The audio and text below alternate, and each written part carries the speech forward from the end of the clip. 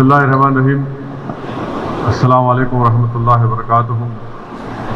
मैं आप तमाम हज़रात का शुक्रगुज़ार हूँ कि आप अपना कीमती वक्त निकाल कर यहाँ पर आए। ख़ास तौर से हमारे मीडिया के दोस्तों का, और मैं इस मौके पर हमारे शाहिद साहब को और तबलीगी जमात के ज़िम्मेदारों को मुबारकबाद भी देता हूँ, शुक्रिया भी अदा करता हूँ कि वो लोग आज आगे बढ़कर कोविड-19 के जो अमराज में जो लोग मुब्तला हैं, जो मरीज़ मुख्तलिफ तेलंगाना के, हैदराबाद के गवर्नमेंट के हॉस्पिटलों में ज़ेर इलाज हैं, उनके लिए प्लाज्मा देने का उन्होंने इंतज़ाम किया है। गांधी के सुपरिटेंडेंट से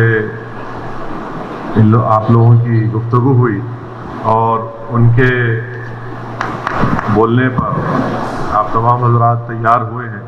जुमला 38 हज़रात हैं, तेलंगाना के मुख्तलिफ़ मुकामात से ताल्लुक़ रखते हैं, और अल्लाह के फजल व करम से ये तमाम हज़रात ख़ुद कोविड से मुकाबला किए और अल्लाह ने उनको शिफा दी। तो आज ये लोग आगे बढ़कर ये कन्वर्सन प्लाज्मा में जाकर इंशाअल्लाह ताला कल से, क्योंकि एक दिन में सिर्फ 6 लोग ये प्लाज्मा दे सकते हैं, और डॉक्टर्स ने बताया कि एक पेशेंट को प्लाज्मा देने के लिए कम से कम 1 से 1.5 घंटे का टाइम लगता। तो ये मैं समझता हूँ कि बेहतरीन खिदमत है, और अल्लाह सुब्हाना व तआला से दुआ है कि अल्लाह इन हज़रात की खिदमत को कबूल करे, और अल्लाह सुब्हाना व तआला हमारे तेलंगाना में, पूरी रियासत में, पूरे मुल्क में, बल्कि पूरी दुनिया में आज जो लोग इस वायरस का शिकार हैं, अल्लाह अपने फजल व करम से इस वायरस का खात्मा भी करेंगे इंशाअल्लाह, और जो शिफा है अल्लाह उनको अपने फजल व करम से अल्लाह उनको शिफा भी देगा। और ये बेहतरीन काम तबलीगी जमात के ज़िम्मेदारों की तरफ से किया जा रहा है, क्योंकि आप देखते हैं कि जब से ये कोविड-19 से लड़ाई शुरू हुई, अफसोस के साथ ये कहना पड़ता है कि बजाय वायरस से मुकाबला करने के लिए मुल्क में ख़ास तौर से मरकज़ी हुकूमत की जानिब से और संघ परिवार के चाहने वालों की जानिब से, उनकी तमाम तंजीमों की जानिब से ये झूठा प्रोपेगेंडा शुरू कर दिया गया कि तबलीगी जमात की वजह से ये सब चीज़ें फैली हैं। बिल्कुल गलत है।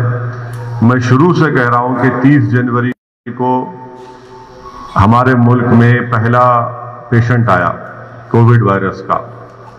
3 लोग थे केरला के, उनका क्या मजहब था।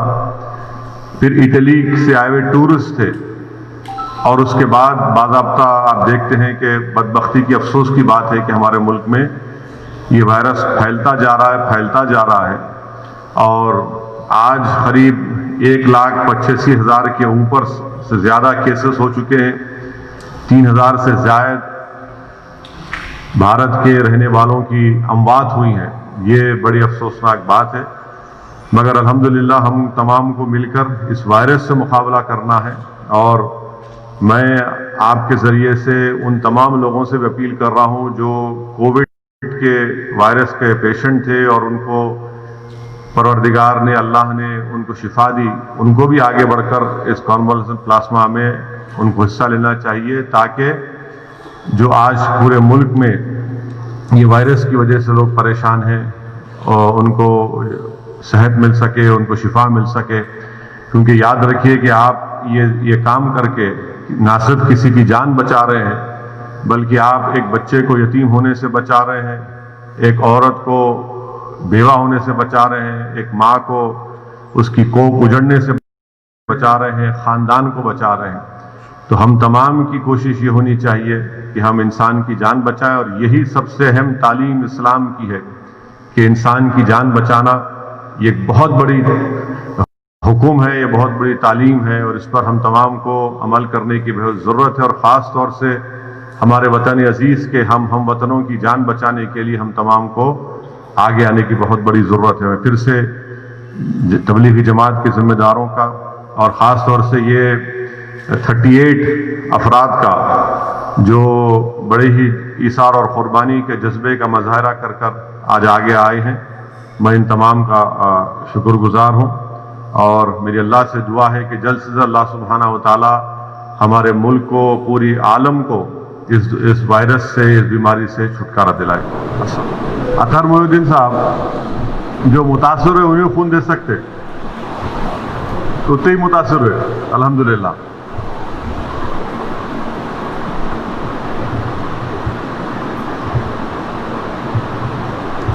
क्या हबीब नहीं पूछ रहे? कमेंट ऑन इंडिया चाइना जो कॉन्फ्लिक्ट हो रहा है,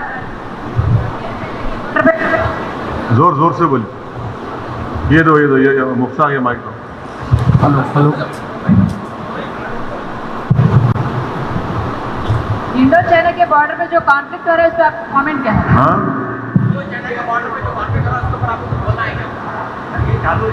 सबसे पहले तो माइक बोला ना।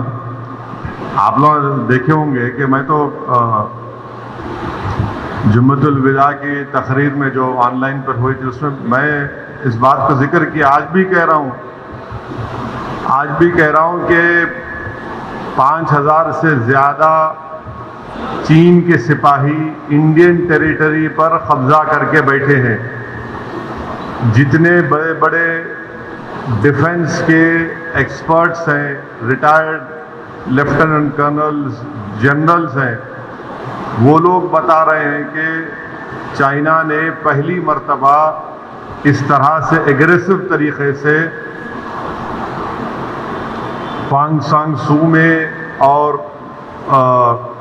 उस इलाके में अपनी फौज के साथ ना सिर्फ कब्जा किया बल्कि वहाँ पर बंकर्स बना रहे हैं, वहाँ पर अपनी आर्टिलरी को लाकर रख दिए हैं।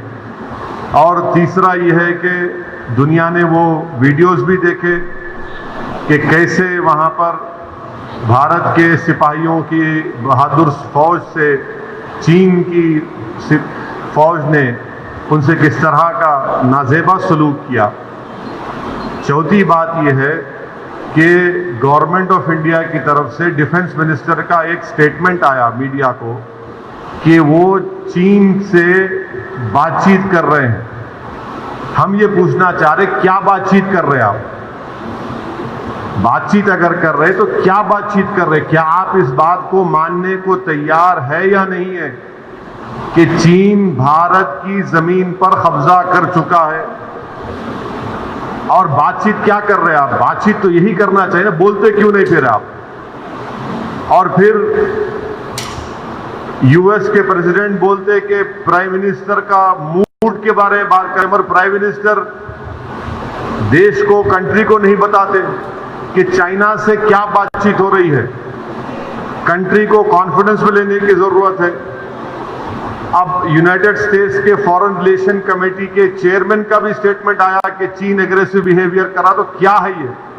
हमारा मानना यह है कि गवर्नमेंट ऑफ इंडिया को पब्लिकली बताना चाहिए कि क्या चीन ने भारत की जमीन पर कब्जा किया, नहीं किया। सैटेलाइट फोटोज हैं, बताया जा रहा है, वीडियोज आ रहे हैं कि भारत की फौज भी वहां पर उस मुकाम पर जा रही है। और ये सब चीजें हैं। इतनी खामोशी जो है ये गलत है और बीजेपी को ये खामोशी तोड़ने की जरूरत है। और जिस तरीके से हम लोग एग्रेसिव तरीके से अपनी बात को रखते जब किसी और नेबर की बात आती है, मगर जब चाइना की बात आती हम जरा बीजेपी वाले खामोश बैठे हुए हैं। क्यों खामोश बैठे हुए हमको समझ में नहीं आ रहा।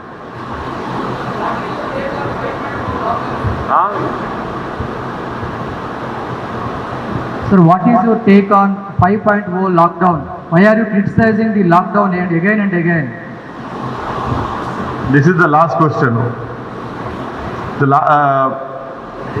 I have been consistently criticizing the lockdown because it is unconstitutional.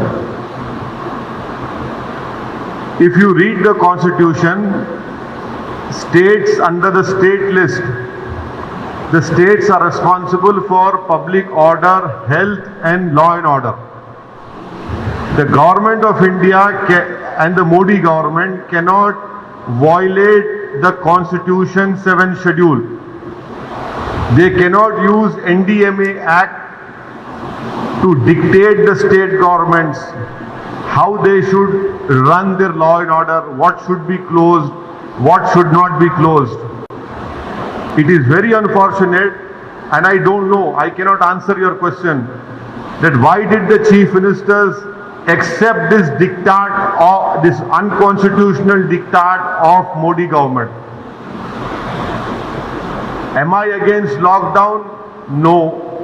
It had to be implemented, but it is for the states to decide when lockdown should be implemented, when lockdown should be lifted, what should be closed, what should not be closed. An officer sitting in South Block or North Block will not know what is happening in Hyderabad, what is good for Telangana, what is bad for Telangana. And that is why you see that the Prime Minister took only 4 hours to impose lockdown, and now to lift the lockdown they have given 8 days time. Lockdown के लिए 4 घंटे दिए गए, अब lockdown उठाने के लिए 8 दिन का टाइम मिल रहा है आपको। तो इससे मालूम हो रहा है कि कितना अनप्लैन्ड और हेस्टी डिसीजन लिया गया, जिसकी वजह से आज हमारी इकोनॉमी बर्बाद हो चुकी है। अगर 24-25 मार्च के बाद ही पूरे माइग्रेंट लेबरर्स को मोदी हुकूमत इनको वापस भिजा देती, कॉन्स्टिट्यूशन में माइग्रेंट लेबर्स की जिम्मेदारी भी गवर्नमेंट ऑफ इंडिया पर है। कॉन्स्टिट्यूशन में माइग्रेंट लेबर्स की जिम्मेदारी गवर्नमेंट ऑफ इंडिया पर है। अगर 24 मार्च के बाद 1 हफ्ते के अंदर ये माइग्रेंट लेबरर्स को जब भिजा देते, इसलिए कि 24 मार्च को सिर्फ 560 कोविड के केसेस थे, 560 केसेस थे, उसी वक्त उनको भिजाते जब वायरस ताकतवर नहीं था। अब आप मोदी सरकार के विजन देखो, आपके अब इकोनॉमी खोल रहे, पूरा लेबर जा चुका है और 1,85,000 के ऊपर वायरस के पेशेंट्स हैं इंडिया में, एक्टिव केसेस है। तो ये कौन सी प्लानिंग है, ये कौन सा विजन है? इसीलिए मैं कह रहा हूं कि लीगली ये अनकॉन्स्टिट्यूशनल है, ये अनप्लैन्ड है, और इनके गलत फैसले की वजह से पूरे मुल्क के गरीब बर्बाद हो चुके हैं।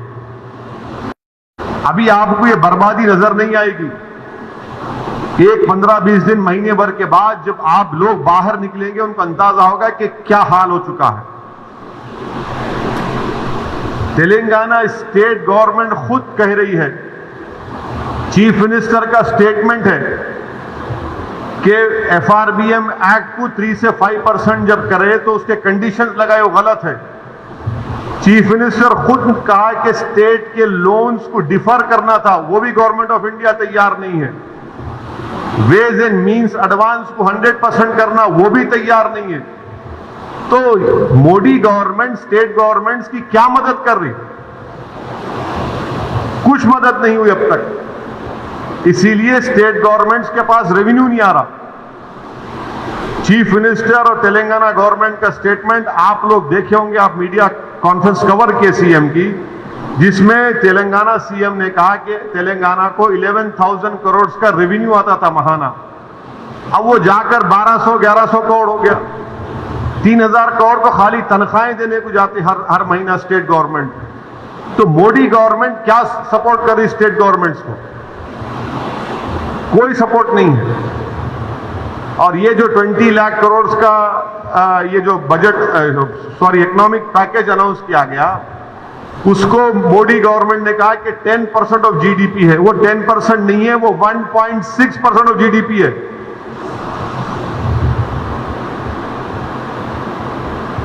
$1.7 लाख करोड़ का है वो।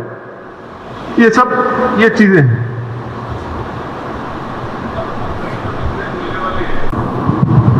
करीब में मस्जिदें खोलने वाले हैं, तो अभी बारिश से पहली बार जो है कोविड का सामना होगा, तो आप इसको कैसा देखते हैं सर?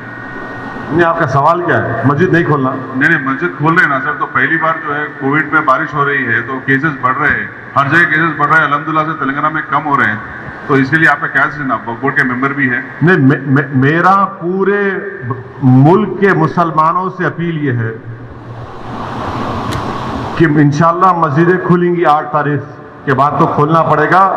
खाली कंटेनमेंट जोन्स में जो है वहां तो मुश्किल होगा। जो कंटेनमेंट, मेरे पूरे मुसलमानों से अपील ये है कि हम तमाम को एक पॉलिसी और एक उसूल बनाना चाहिए कि हमारे मस्जिदों में जो 65 साल के ऊपर ज़ईफ हैं उनको हम रोके कम से कम 1 जून के पूरे महीने ख़त्म होने तक, क्योंकि उनके जिस्म में इम्यूनिटी कम हो जाती है। मुख्तलिफ खुदा न खास्ता अगर उनको डायबिटिक है, बीमारियां हैं, तो बॉडी में वायरस से मुकाबला करने की ताकत कम हो जाती है। तो मैं ये अपील कर रहा हूं कि 8 जून को इंशाल्लाह तो खुल जाएंगे, मगर कम से कम जून के ख़त्म होने तक हमारे जो 65 साल के ऊपर जो ज़ईफ़ अफराद हैं उनको हम समझाएं, उनसे रिक्वेस्ट करें कि कम से कम जून के ख़त्म होने तक आप थोड़ा मस्जिद को मत जाइए, घर में नमाज पढ़िए।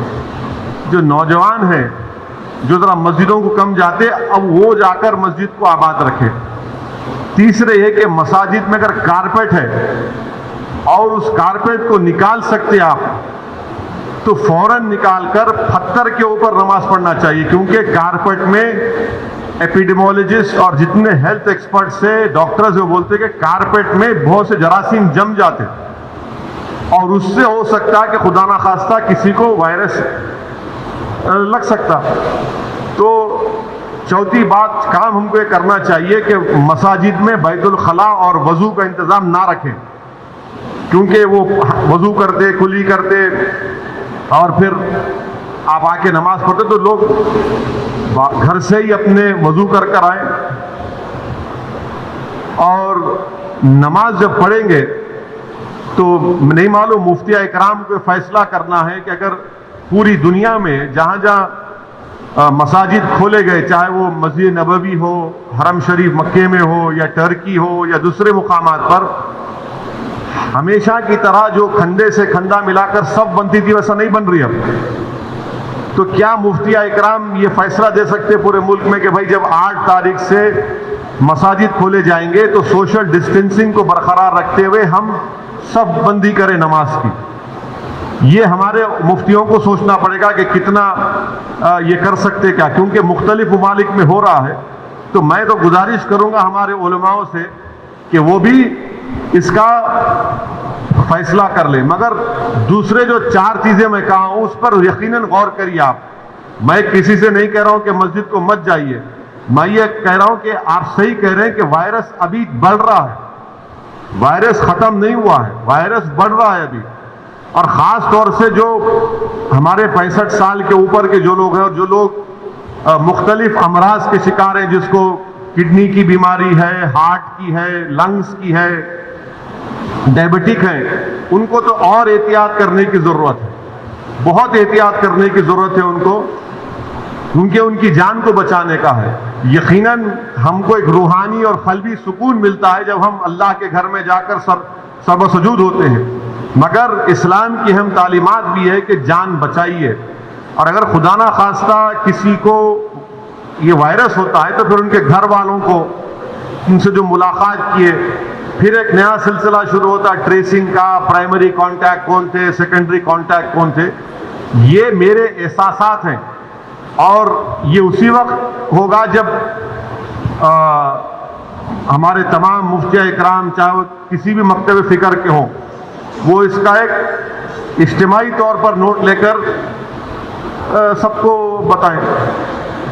असद साहब, एक गुज़िश्ता हफ्ते एक मुस्लिम मैयत को शमशान घाट में अतरमुद्दीन बोलिए, आपको पूछो बोल के बोलिए। हाँ बोलिए। तो उसको डिमांड किया जा रहा है कि वहां से मुंतकिल करो बोल के। अभी एक बात सुनो, अगर आपकी हमारे भाई की लाश हो तो निकालते थे आप? एक अपने पर रख के सोचो भाई, से सवालात क्यों करते आप लोग?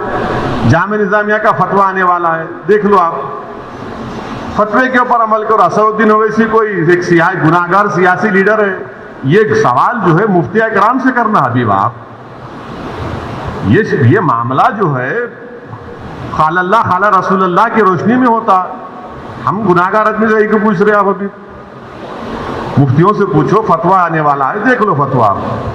और कुछ वक्फ बोर्ड जो है इसके ऊपर पूरी रियासत में वक्फ बोर्ड जो है जो मुस्लिम मैतों की तकसीम का मसला है उस पर खामोश है, क्यों, उसका रीजन? हाँ, ये चेयरमैन से पूछना आप चेयरमैन से नहीं पूछते। आप भी उसके मेंबर के हैं? नहीं, मैं मेंबर नहीं हूँ।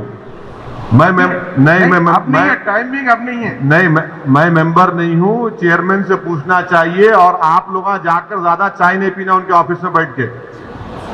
आप नहीं, आपके साथियां जो है बहुत शौक है उनको चाय पीने का, बिस्किट खाने का, वो नहीं कम खाए तो लिख सकते। फिर ये अभी टिक टाक नहीं होने वाला है, मैं जा रहा हूँ सिरात मुस्तकीम पे। ओके, सलाम वालेकुम। हाँ, और एक बात जो मैं भूल गया बोलना है, तेलंगाना की एक तबलीगी जमात को उत्तर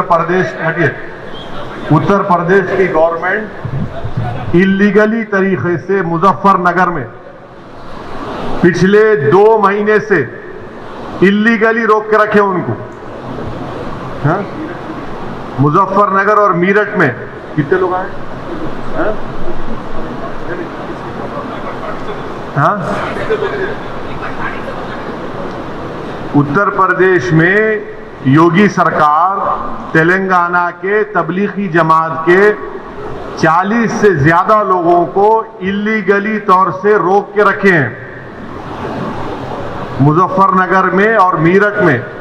उनके पूरे टेस्ट हो गए, नेगेटिव आ गया, उनको जाने नहीं दे रहे। शर्मनाक बात है। मैं मुजफ्फरनगर के कलेक्टर से 1 नहीं 5 मर्तबा मैडम को फोन किया, ईमेल किया, कोई रिप्लाई नहीं है। कौन से लॉ के तहत आप उनको रोक के रखे वहां पर? ये आर्टिकल 21 का ग्रेव वायलेशन है जो यूपी सरकार कर रही है। कल इलाहाबाद हाईकोर्ट का जजमेंट भी आ गया कि तमाम लोगों को जिनको यूपी की गवर्नमेंट रोक के रखी है, जिनका टेस्ट नेगेटिव ने 1 नहीं 3 मर्तबा नेगेटिव आ गया, इनको फौरन जाने देना चाहिए। और मैं तेलंगाना गवर्नमेंट से भी अपील करता हूं कि हमारे ये 40 लोग जो तेलंगाना के हैं, इनको फौरन लाने का इंतजाम करना चाहिए। वो अपने तौर पर यूपी से अपना इंतजाम कर लेंगे। पूरे रिपोर्ट्स उनके पास है। गैर जरूरी तौर पर 1.5-2 महीने से इलीगली रोक के रखे उनको। उनके ला के नोटिस लगा दिए, तुम निकले तो मार को नहीं निकलने देंगे। ये क्या है बताइए आप? ये जुल्म है ये तो हम उम्मीद करते हैं कि इलाहाबाद हाईकोर्ट के जजमेंट के बाद ये मीरठ और मुजफ्फरनगर के और जहां है जो लोग को इलीगली रोक के रखे पूरे इंडिया से, वो पूरे के पूरे निकलकर इंशाअल्लाह ताला अपने अपने स्टेट्स और अपने शहर अपने घर तक पहुंचेंगे इंशाअल्लाह।